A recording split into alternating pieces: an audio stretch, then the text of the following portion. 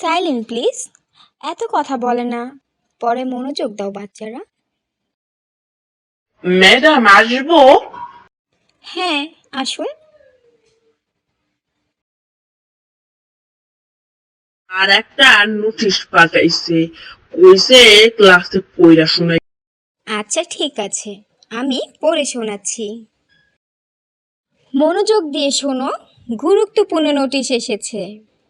প্রিয় শিক্ষার্থীরা, তোমাদের গরমের ছুটি শুরু হয়েছে। আগামী 7 থেকে 16 তারিখ পর্যন্ত তোমাদের স্কুল বন্ধ থাকবে। 17 তারিখ থেকে যথারীতি ক্লাস শুরু হবে। আহা, এভাবে সাউন্ড করে না। গরমের ছুটি খুব ভালো করে কাটিও।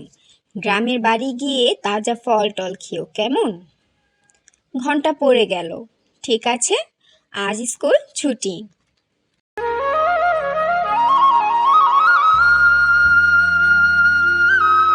কি মজা! এবার পুরো 10 দিন ছুটি পেলাম। এবার গ্রামে ঘুরতে যাব। গ্রাম কি খুব সুন্দর হয়? হ্যাঁ রে, খুবই সুন্দর। গ্রাম শহরের থেকে একদম আলাদা। শহরে আছে শুধু বড় বড় বাড়ি, আর গ্রামে আছে মাঠ, পরে মাছ, পরে আর কত কিছু।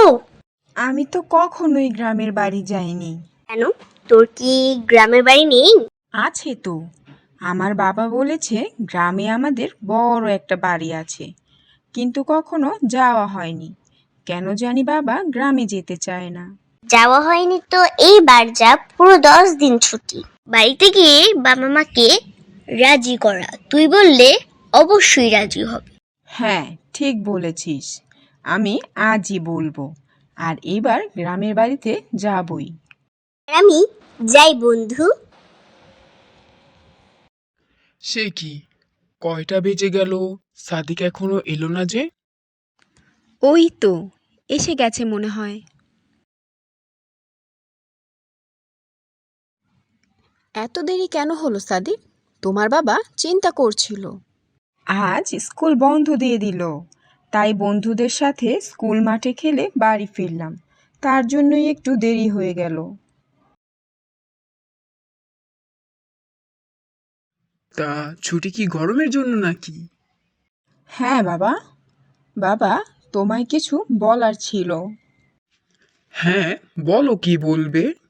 গরমের ছুটিতে আমার বন্ধুরা সবাই গ্রামের বাড়ি যাবে। মা বাবা, চলো না আমরাও যাই। সেখানে গিয়ে আমরা গাছের আম কাঁঠাল খাবো, খুব মজা হবে। হা হা হা, আম কাঁঠাল খেতে কি আর গ্রামে যেতে হবে নাকি? এখানেই তো পাবে। না না, আমি এবার পুরো ছুটি গ্রামে কাটাবো। তুমিই তো বলেছিলে গ্রামে আমাদের বাড়ি আছে, তাহলে কেন আমরা যাই না? সবাই তো তাদের গ্রামে যায়, আমরা কেন যাই না? না, কোনো গ্রামে যাওয়া হবে না। গরমের ছুটি তুমি শহরেই কাটাবে। না না, আমি যাবই। চুপ, এখনই রুমে যাও। গ্রামে তো বাড়ি আছেই, তাহলে গেলে সমস্যা কোথায়? বিয়ের পর আমাকেও কখনো নেওনি। কি এমন হয়েছে যে যেতে পারছো না? সে অনেক কথা, তোমাকে বললে কখনোই বিশ্বাস করবে না। কেন করব না? অবশ্যই করব। বলো কি হয়েছিল গ্রামে? আমার দাদা যখন মারা যায়, তখন আমার বাবা খুবই ছোট। দাদা মারা যাওয়ার কিছুদিন পর থেকেই রাতের বেলা ভয়ানক এক আত্মা দেখা যেত। ধারণা করা হয় ওটা আমার দাদার আত্মা। সবাইকে ভয় দেখাতে থাকে প্রতি রাতেই। পরে আমার দাদি বাবাকে নিয়ে শহরে চলে আসে। ভূত আবার হয় নাকি? হয়তো কোনো মনের ভুল ছিল এটা। যেহেতু তোমার দাদা মারা গিয়েছিল, সবাই তাই এমন ভুল ধারণা করেছে। হ্যাঁ, যখন আমি বড় হয়ে এসব শুনলাম, আমিও তোমার মতো বিশ্বাস করিনি। ভাবলাম সবই ভুল ধারণা। ভূত আবার হয় নাকি? তাহলে কখনো যাওনি? হ্যাঁ, গিয়েছিলাম।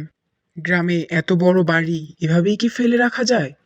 দিনের বেলা দেখলাম সবই ঠিকঠাক, কিন্তু রাতের বেলা এক ছায়া দেখতেই পেলাম। যা দেখলাম, এরপর কখনো সাহস হয়নি গ্রামের বাড়ি যাওয়ার। এতই যখন ভয়ানক অবস্থা, তাহলে না যাওয়াটাই ভালো। কি হলো সাদিক? খেতে আসো, রাগ করে না। আমি খাবো না। যতদিন না গ্রামে যাবে আমি কিছুই খাবো না।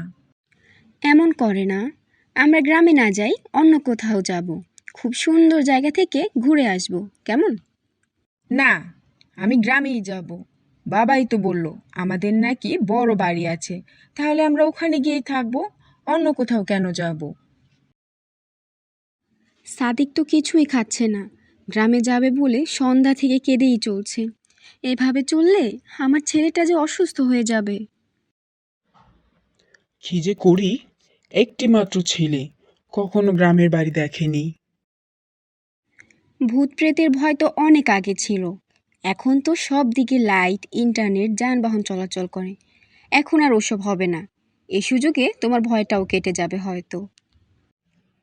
ঠিক আছে, চলো তবে এবার গরমের ছুটি আমরা আমাদের গ্রামের বাড়ি কাটাবো। আচ্ছা, এখনই সাদিককে জানাই, শুনেই খুশি হয়ে যাবে। সাদিক, রাগ করো না, আমরা এবার গরমের ছুটি গ্রামেই কাটাবো।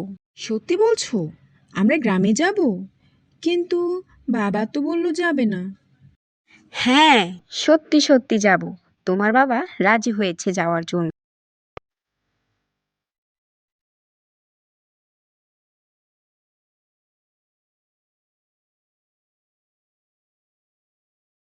আরে রাজু বাবা, এসেছো? গতকাল যে ফোন দিয়ে বললে আজ আসবে, আমার তো আর তর সইছিল না। সেই সকাল থেকেই অপেক্ষা করছি। এই তো কাকা, কত লম্বা পথ পাড়ি দিয়ে এলাম। এটাই তোমার ছেলে, তাই তো? হ্যাঁ কাকা, সাদিক।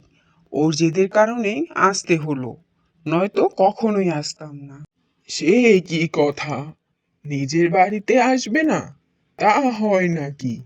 বৌমা, সাদিক, এসো এসো, এটা তো তোমাদেরই বাড়ি। বাহ, ভেতর থেকে তো খুবই সুন্দর আর গোছানো। দেখে মনে হচ্ছে যেন কেউ থাকে এখানে। তোমরা আসবে বলে কাল রাত থেকেই সব গোছালাম। কি ভালো লাগছে তোমাদের দেখে। অনেক কথা হলো, যাও তোমরা রুমে গিয়ে বিশ্রাম করো। আচ্ছা, ওনারা কারা? আগে তো কখনো দেখিনি। কাকা আমাদের বাড়ি দেখাশোনা করতেন দাদার আমল থেকে। শুনেছি খুব কম বয়স থেকেই এখানে কাজ করতেন তিনি।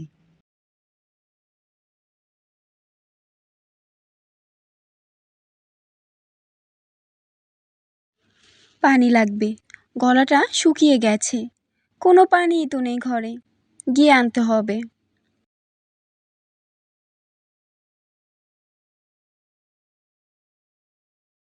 সে কি, এ আমি কি দেখছি?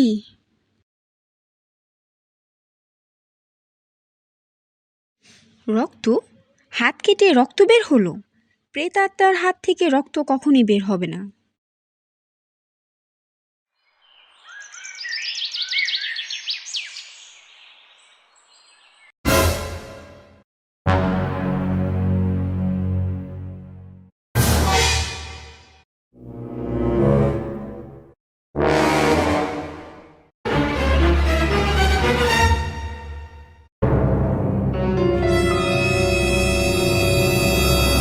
কি হয়েছে? সবাইকে এভাবে দাঁড় করিয়ে রেখেছো কেন? আর পুলিশই বা কেন এসেছে? একটু পরেই সব জানতে পারবে। আপনারা সবাই আপনাদের হাত দেখান।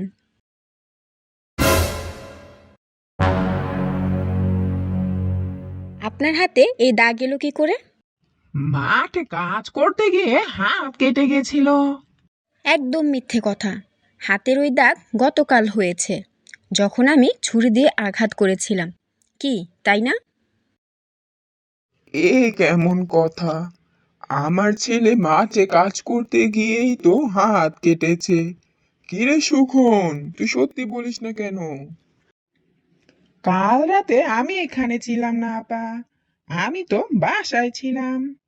তাহলে গলার এই লকেট কিভাবে এলো? তুমি পালানোর সময় এটা পড়ে গিয়েছিল।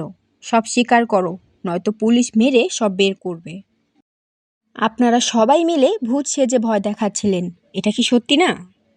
আমাকে তো বাবাই বললো ভয় দেখাতে, তাই তো এমন করলাম। এসব কি শুনছি কাকা? আপনি কি এবার সত্যিটা বলবেন? আমি যখন খুব কম বয়সে এ বাড়িতে আসি, তখন থেকেই এ বাড়ির প্রতি আমার লোভ জন্মে। যখন জমিদার বাবু মারা যায়, তখন আমার হাতে এক বিশাল সুযোগ আসে। আমি ভূত সেজে সবাইকে ভয় দেখাতে থাকি। তোমার বাবা যখন এ বাড়িতে আসে, তাকেও ভূত সেজে ভয় দেখাই। ভেবেছিলাম সে বাড়ি বেচে দিবে, যেহেতু সবাই জানে ভূত আছে। এই সুযোগে একদমই কম দামে আমি কিনে নেব। কিন্তু তোমার বাবা বেচেনি, আর না তুমি বেচতে চাও। তাই ভেবেছি কেউ যখন আসে না, তাহলে বাড়ি তো আমারই। কিন্তু না, তুমি আবার আসলে। তাই ছেলেকে বলি ভয় দেখাতে, কিন্তু গর্ধপটা সব ফাঁস করে দিল। ছি ছি কাকা, আপনাকে এত আপন ভাবলাম, আমার বাবা আপনাকে এত সম্মান করলো, আর আপনি কি না এই বাড়ির লোভে এমন করলেন? এই লোকটির কারণেই তোমার পরিবার নিজ বাড়িতেই থাকতে পারেনি। অফিসার, ওদের ধরে নিয়ে যান। ধন্যবাদ তোমাকে। তোমার জন্য আজ আমি সত্যিটা জানতে পারলাম। ভয়ের কারণে নিজের বাড়িতেই আসতে পারিনি।